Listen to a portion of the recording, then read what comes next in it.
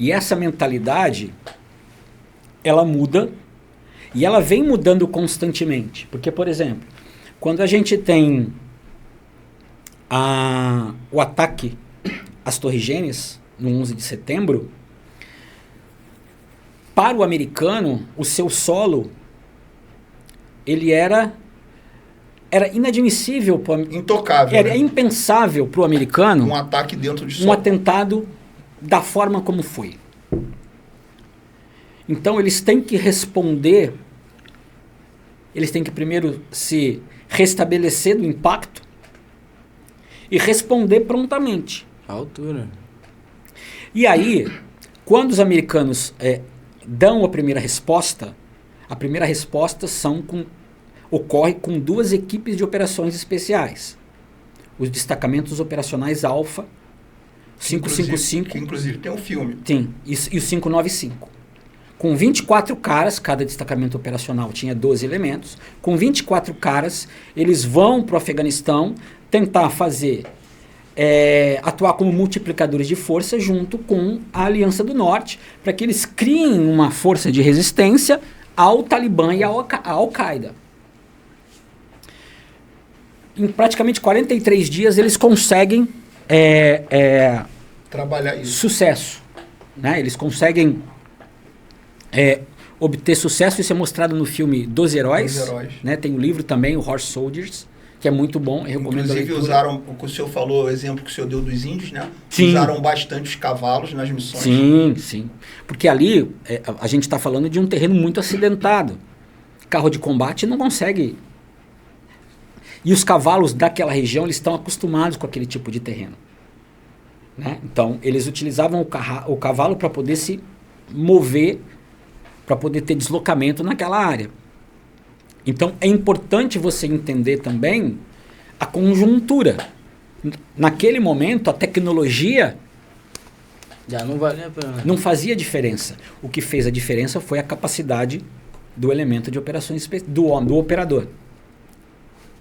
Né? E aí, a partir desse momento, a mentalidade americana ela foi estruturada no que a gente chama de doutrina Rumsfeld, né? Numa guerra centrada em 2 vetores. O drone e o elemento de operações especiais. A partir desse momento, as operações especiais, que antes eram utilizadas como tropa que ofertava suporte à tropa convencional, passa a ser suportada por ela. De esforço secundário, passa a ser esforço primário. Então, assim, a gente tem uma projeção da atividade de operações especiais que nunca tinha havido. A importância que se dá ao elemento de operações especiais passa a ser muito grande, não só pelo americano. Mundialmente. Internacionalmente. Tanto é que internacionalmente você começa a ter uma percepção de emprego de tropa de operações especiais muito diferente do que era antes.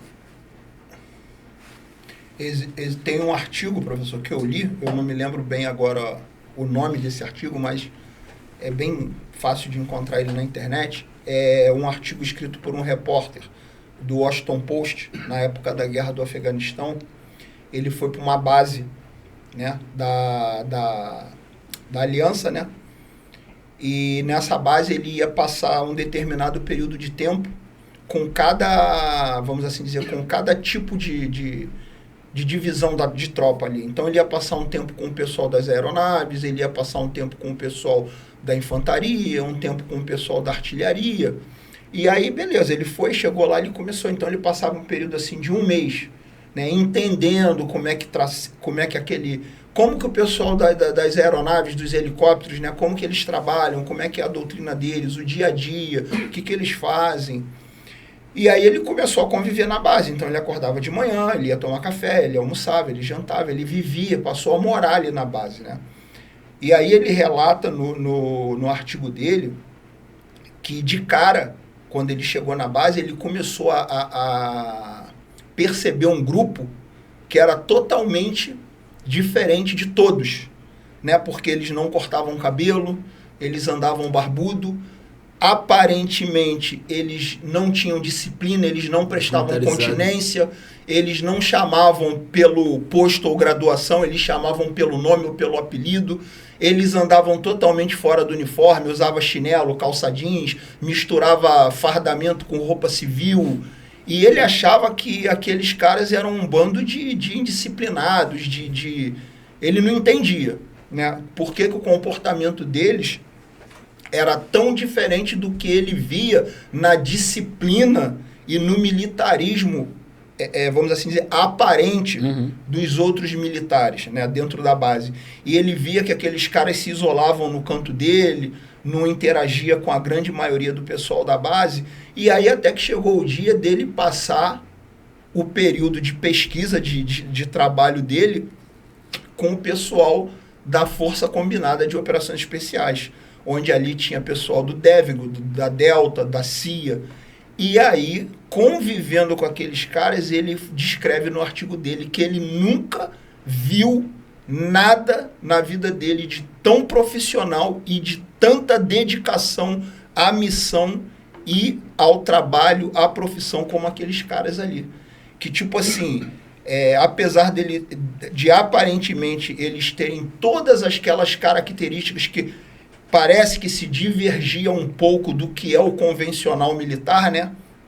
De cabelo cortado, bem apresentado, mas, por um outro lado, eles, enquanto todo mundo estava descansando, estava dormindo, eles estavam adestrando, eles estavam na academia treinando, eles estavam atirando, eles estavam limpando os armamentos. Então, tipo assim, ele percebeu que aqueles caras, eles se dedicavam 3, 4, 5 vezes mais em questões profissionais do que a outra grande maioria, certo? E aí que ele foi entender a essência, né? E ele escreve, é um artigo grande, muito bacana de ler, ele descrevendo tudo que ele veio a perceber, que tipo assim, aqueles caras quando chegavam tipo de missões de 1 semana, 10 dias em terreno, nas montanhas, eles chegavam, eles não iam descansar, eles iam fazer relatório, eles iam fazer reuniões, eles iam levantar o que deu certo, o que não deu certo, o que tem que mudar, aonde nós erramos, vamos treinar 3, 4, 5 vezes mais o que não deu certo, até que a gente consiga acertar.